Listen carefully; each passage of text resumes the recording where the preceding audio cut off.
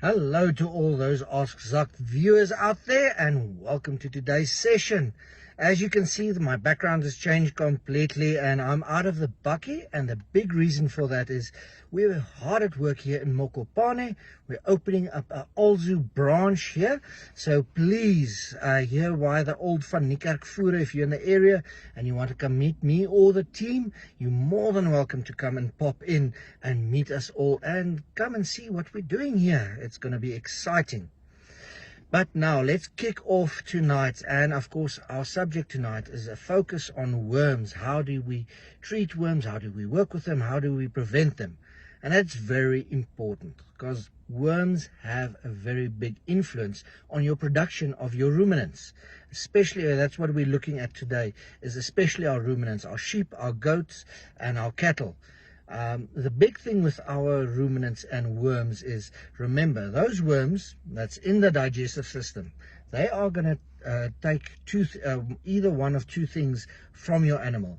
Either they're going to compete for those the food that the animal takes in, the nutrients that the animal gets in, and they're going to use it, or you get, of course, your bloodsuckers that's going to digest the blood from the animal, and in certain cases they can make the animal anemic. So it's very, very important to control worms in your animals. Now, first and foremost, let's start at the beginning. Let's say you've got young lambs or young calves or young kids that you want to treat for worms. Now, the big question a lot of the time is, when do I start? What is a good time? Now, very good, a good thing to do is milk tapeworm at around about 2 weeks of age. Now, as the worm's name suggests, it's a tapeworm that lives in the gut and, of course, competes for the milk, that nutrients that the animal gets. So we usually treat here from 2 weeks of age that you can orally dose the animal and the young animal to treat milk tapeworm. Now, one of the easy ways to, it's not always accurate, but it's a good way to see if the animal's got milk tapeworms. We call them Boepens kalvers of Boepens lammers. Now, all that means, it's a lamb or a little calf with a very bloated belly, and usually the rest of the body is very slim.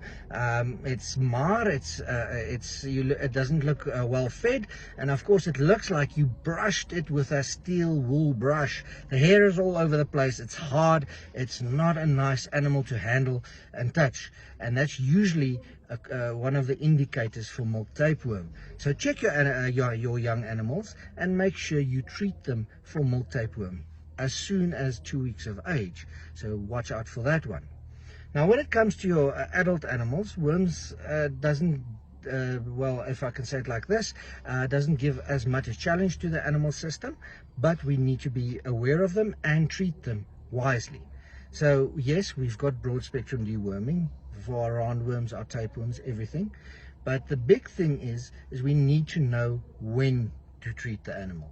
So what I do, this is just the personal advice that I do, is I do it every quarter or when I move the animals to a new camp. Remember, when they are in the current camp that they are in and they do have worms, we do not want the animal to take those worms and deposit it in their feces into the new camp. So just before we move them over to the new camp, about a week, you can sometimes stretch it to 2 weeks, we deworm them and make sure those animals don't reinfest that new camp with more worms, because those worm eggs are going to hatch. They're going to climb up the grass and they're going to reinfect your animal, and then you're back to square one. So very, very important, either quarterly or when you move your animals to a new camp. That is just a good rule of thumb. Usually in the winter we don't do it as much, like with our ticks, because the animals go into a wintering stage, so they're not as prevalent. But we need to be aware, we never stop in the winter with any parasitic treatment, because we want to break down those life stages of the animal. So if there is in the winter, then you break those life stages so that when the summer arrives, you don't get that massive population boom that comes with the warmer summer months, with all the water and the rain and everything that's nice for a worm. So be very aware of that. Now, there are a few ways to deworm your animals. First one, of course, that everybody knows is the dosing. Literally, the animal has to drink the deworming solution. That can be Prodose, Irradiworm. There's quite a few on the market. Just be aware, with our deworming, it goes according to body mass. So be very aware that you make sure that you weigh your animal, either get a weight band that you put around the animal and get an estimation to make sure you're more accurate. Because when you underdose, the big thing is, you do not kill all the worms, and those that survive breed, and they carry that gene of not dying because of that active ingredient, and the next generation gets more resistance, and that's the way we create resistance within parasites. So make sure you give the correct dose. The other way, of course, is the injectable. Now, the injectable, everybody would know the name Ivermac after COVID, but that is one of our deworming methods, is with Ivermac or ivermectin. So there's quite a few products. We keep Ecomectin, Ivermac, the whole range that you inject the animal with. Again, it is very important it goes according to body mass. So make sure you know what your animals weigh, and then you basically you lift the animal's skin and you inject it underneath the skin. Please, not in the muscle, it's going to burn the animal. So then you inject your animal and you make sure they are dewormed.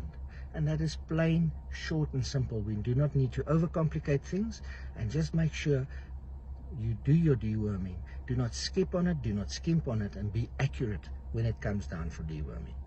So that is the basic information that I just want to leave with you tonight. And from my side, have a good evening. And if you're in the Polokwane, here in the Mokopane area, come say hello. We'd love to meet you. And from my side, have a good evening. See you guys next time, same place, same time. Goodbye.